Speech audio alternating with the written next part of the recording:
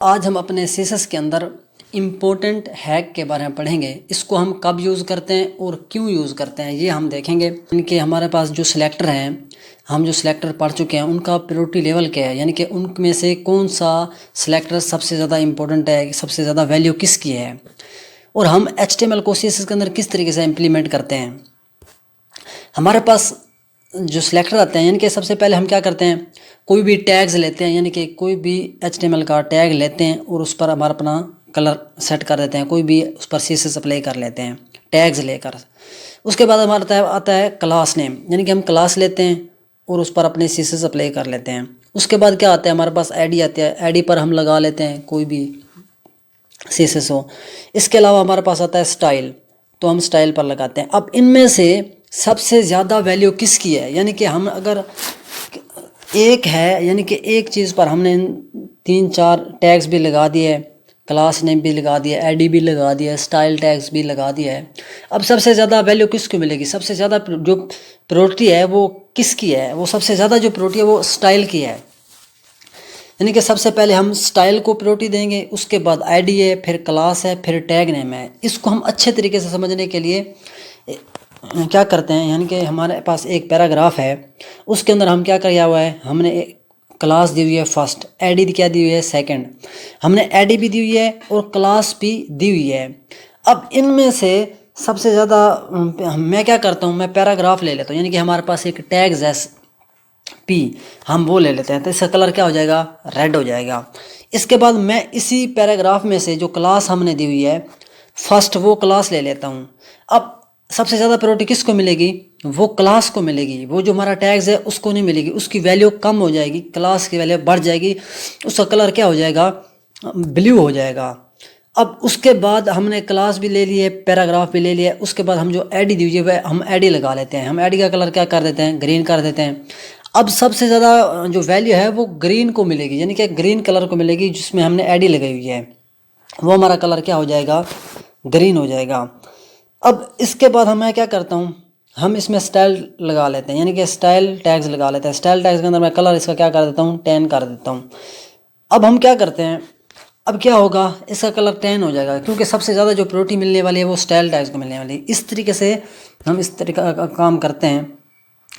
अब मैं क्या करता हूँ, ये जो हमारा हैक है, यानी कि CSS में एक ट्रिक्स है इम्पोर्टेंट, इसको हम कैसे लिखते हैं, यानी कि एक्सक्लेमेनेशन लगाते हैं, उसके बाद इम्पोर्टेंट लिखते हैं। अब हमें, यानी कि जिस चीज़ को मुझे अब ब्लू कलर चाहिए, यानी कि हमारे पास पैराग्राफ भी लगा हुआ है रेड कलर, हमने क्लास भी लगाई हुई है, ID भी लगाई हुई है, स्टाइल टैग्स भी लगाया हुआ है। अब इनमें से मुझे ब्लू कलर चाहिए, तो मैं क्या करूँगा, इम्पोर्टेंट जाके उसके अंदर क्लास के अंदर इम्पोर्टेंट लिख दूंगा, तो उसकी प्रायोरिटी जो है वो सबसे ज़्यादा होगी, यानी कि उसकी वैल्यू बाकियों की निस्बत बढ़ जाएगी, ज़्यादा हो जाएगी, तो वो कलर क्या होगा, हमारा ब्लू कलर अप्लाई हो जाएगा। तो इसका हम प्रैक्टिकल करके देखते हैं। मैंने एक फाइल बनाई हुई है जो हमने पिछले ट्यूटोरियल में बनाई थी, मैं इसको सेव करके देखता हूँ। ये देखिए, ये हमारे पास एक फ़ाइल है, तो इसको हम क्या करते हैं, इसको हम अब इसके अंदर हम, ये हमारे पास एक हेडिंग है, उसके बाद एक क्या आ रहा है, लिस्ट आ रही है, ऑर्डर लिस्ट और अनऑर्डर लिस्ट आ रही है। यहाँ पे हमारे पास ये देखें, ये हमारे पास एक हेडिंग आ रही है, एक ऑर्डर लिस्ट है और एक अनऑर्डर लिस्ट है। हम हेडिंग के अंदर इसको अप्लाई कर लेते हैं।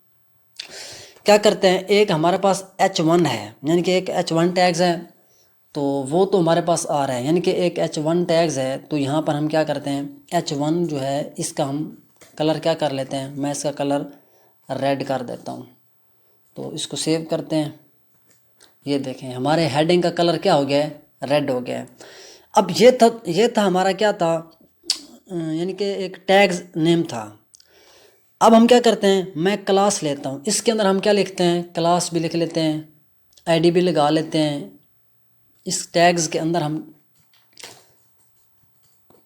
क्लास लिखते हैं, मैं इसको क्लास क्या कर देता हूँ, X दे देता हूँ। इसके अलावा हम एक ID लगा देते हैं, ID में क्या लगा लेता हूँ, ID लगा लेते हैं वही, ठीक हो गया। इसके अलावा हम क्या करते हैं, एक स्टाइल भी ले लेते हैं, स्टाइल टैग्स। तो स्टाइल टैग्स हम क्या करते हैं, Z कर लेते हैं, ठीक हो गया। अब हमने स्टाइल टैग्स भी लगा लिया है, आईडी भी लगा लिया है, क्लास भी लगा लिया है। यानी कि स्टाइल टैग्स हम अभी नहीं लगाते क्योंकि स्टाइल टैग्स सबसे ज़्यादा प्रायोरिटी मिलेगी, इसको इसके अंदर ही लिखना पड़ेगा। हमने क्लास लगाई है और आईडी लगाई हुई है। यहाँ पर हमने क्लास गलत लिखा हुआ है इसलिए तो प्रॉब्लम आ रही है। 1 मिनट, क्लास, अच्छा। अब मैं क्या करता हूँ, यहाँ पे हम जाते हैं, यानी कि जो हमारा H1 है इसके अंदर हम क्या करते हैं, जो क्लास हमने क्या की हुई है एक्स किसको दिया हुआ है, हमारी क्लास नेम है एक्स। इसका मैं कलर क्या कर देता हूँ, इसका कलर मैं कर देता हूँ ग्रीन। अब क्या होगा, अब इसका कलर ग्रीन हो जाएगा। ये देखें हमारे हेडिंग का कलर क्या हो गया है, ग्रीन हो, क्योंकि क्लास की जो है वो प्रायोरिटी ज़्यादा है टैग से।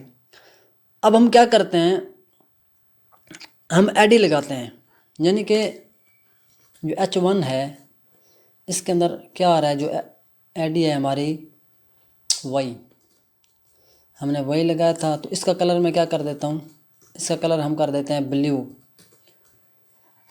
तो सेव करते हैं, ये देखें अब इसका कलर क्या हो गया है, ब्लू हो गया है। यानी कि अब ग्रीन क्यों नहीं हो रहा, हमने क्लास भी लगाई हुई है, हमने टैग्स भी H1 लगाया हुआ है, उसको कलर रेड किया हुआ है, क्लास को ग्रीन किया हुआ है।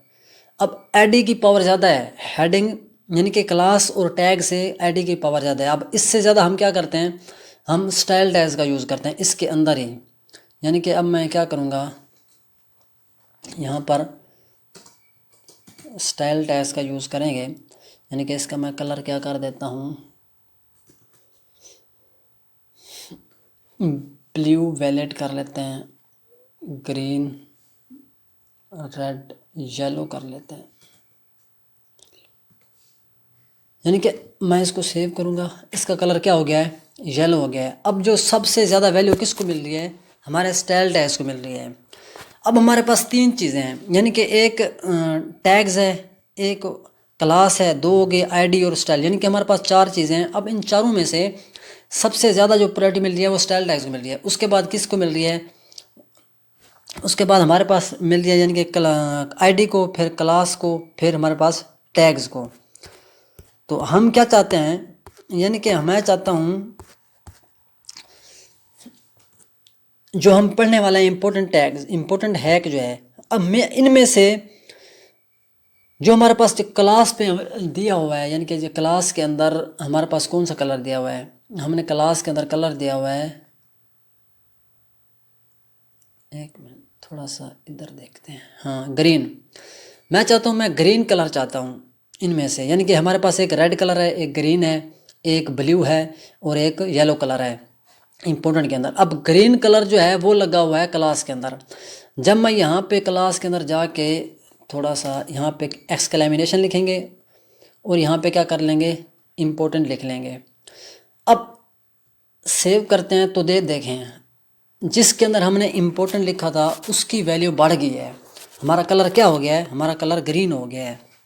ये जो एक ट्रिक्स है, यानी कि एक हैक है CSS के अंदर, ये कोई प्रॉपर्टी या वैल्यू नहीं है, ये एक हैक है एक किस्म का, इसको हम हैक कहेंगे। CSS के अंदर एक ट्रिक है जो हम लगाते हैं CSS के अंदर, यानी कि इस तरीके से ये काम करता है। तो तब तक के लिए इतना ही, thank you, take care, bye bye.